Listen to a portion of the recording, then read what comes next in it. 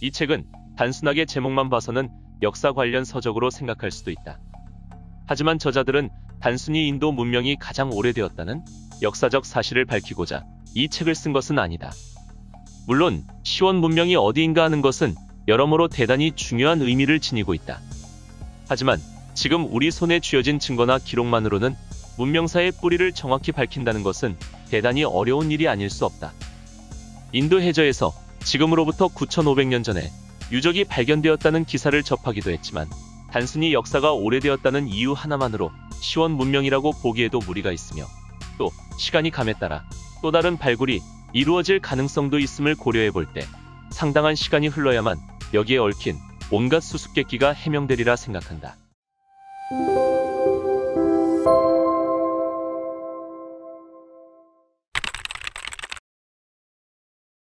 저자들이 이 책을 통해서 말하고자 하는 바는 현 인류에 대한 교훈이다.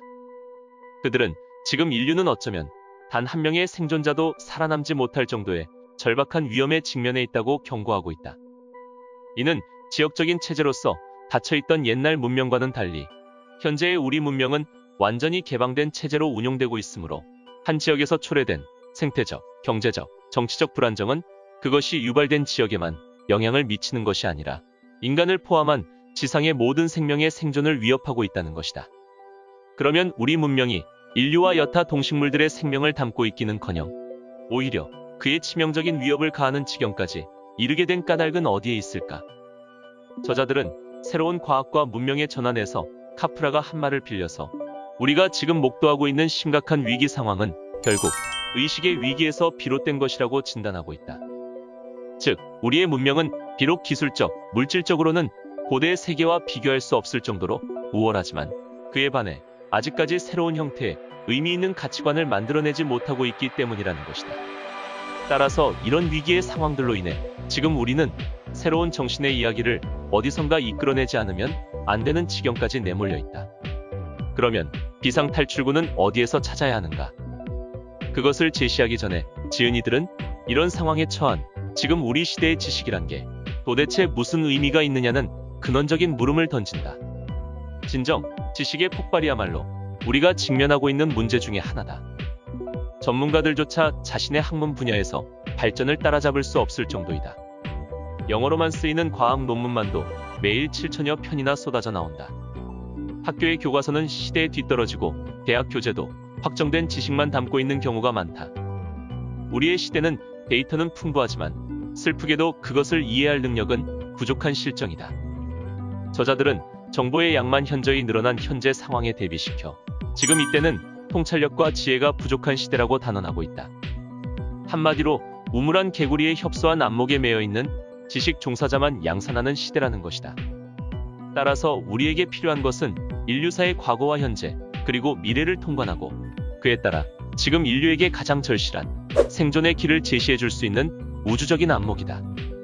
이런 통찰력과 해안을 가질 때만이 우리 앞에 당면한 지식의 위기, 인식의 위기, 실질적으로 인류 앞에 당면한 생존의 위기를 슬기롭게 넘길 수 있다.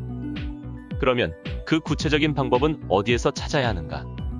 저자들은 이를 위해서는 우리의 먼 선조들이 남겨준 영성의 전통에 귀를 기울여야 한다고 충고하고 있다. 그 전통은 다음의 세 가지 내용을 포함하고 있다. 첫 번째는 인류와 신성한 힘 또는 고차원적인 힘들과의 교류.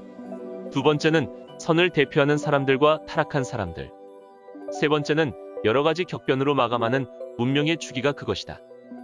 따라서 만일 우리가 편견 없는 마음으로 고대 세계를 파고들면 들수록 그 핵심에서 단순한 종교의 차원을 뛰어넘는 심오한 영성을 발견할 수 있을 거라고 한다. 그리고 이러한 발견을 기반으로 미래의 새로운 영성이 대두될 것이라는 희망적인 메시지를 전하고 있다. 마찬가지로 지금 현재부터 측정해서 미래를 내다본다면 기존의 종교가 다시 부활하는 것이 아니라 전 세계를 포용할 수 있는 새로운 영성이 조심스럽게 출현하면서 종교의 교조적인 한계를 초월할 것으로 예상된다. 새로이 출현하는 세계 문명은 동서양 모두의 지혜와 지식을 필요로 하고 있다. 저자들은 초기 인도 문명을 건설한 사람들은 영성의 터잡은 유기적이고 통일, 체계적인 세계관을 만들어내었으며 그 통일체 속에 들어있는 다양한 지식의 영역들은 인류 존재의 의미와 생존의 길잡이는 제공할 정도로 뛰어났다고 한다. 그러나 오늘날의 지식은 이런 식으로 삶의 질을 향상해 주지 못하고 있으며 오히려 지식이 단편화됨으로써 대부분의 사람은 자기 이해마저도 상당히 부족하다고 진단하고 있다. 그리고 그렇게 된 이유를 서양이 자랑에 맞지 않는 과학주의에서 찾고 있다.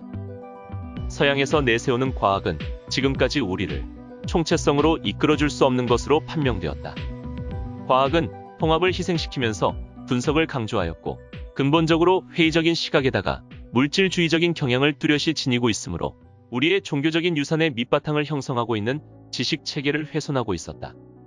즉, 지금의 과학주의는 환원주의에 바탕하고 있기 때문에 숲이 아닌 나무만 보는 우를 범하고 있으며 인류는 이러한 과학주의에 깊게 세뇌된 나머지 우리가 지역적으로 행하는 것이 전체에 영향을 준다는 점을 망각하기에 이르렀다는 것이다. 그러나 우리의 한 생각, 한 호흡도 우주적인 결과를 낳기 때문에 우리는 우리의 개인적인 행위, 정치적인 행위, 경제적인 행위에 대한 막중한 책임감을 느껴야 한다고 주장한다. 그리고 여기에 대한 철학은 고대로부터 널리 회자하여 왔던 빛은 동방으로부터라고 하는 명구에서 보는 바와 같이 서양이 아닌 동양에서 찾아야 한다는 것이다. 세계 문화를 건설하려면 서양인들의 영적 바탕이 동양의 근원을 두고 있다는 사실부터 파악해야 한다. 문명의 횃불, 특히 영원한 지혜의 핵심적인 성스러운 전통은 동반구로부터 전수받은 것이기 때문이다.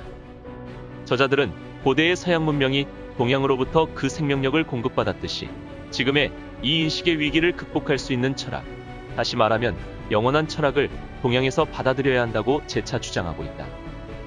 미국의 철학자이며 종교사학자인 휴스턴 스미스가 원초적인 전통으로 부른 이 영원한 철학에서 다루고 있는 핵심 주제는 진리의 단일성, 다양성이 갖는 최고의 가치, 존재와 개별적인 인간의 신성함이다.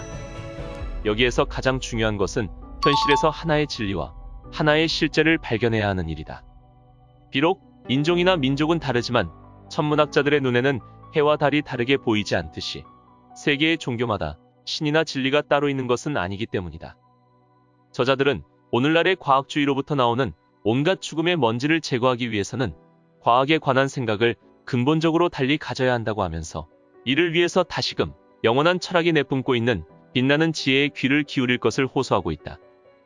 영원한 철학에 의하면 진리를 알려고 시도하는 과학과 종교는 양립하기만 하는 것이 아니라 근본적으로는 동일한 것이다. 종교는 이성과 경험을 근거로 해야 한다. 따라서 종교는 자연법칙에 어긋나서는 안 되며 인간과 우주의 내적인 또는 고차원적인 진리를 객관적으로 이해하는 방법이 되어야 한다. 마찬가지로 과학은 덧없는 물질들에만 관심을 가져서는 안 되며 생사와 같은 궁극적인 문제들도 다루어야 한다.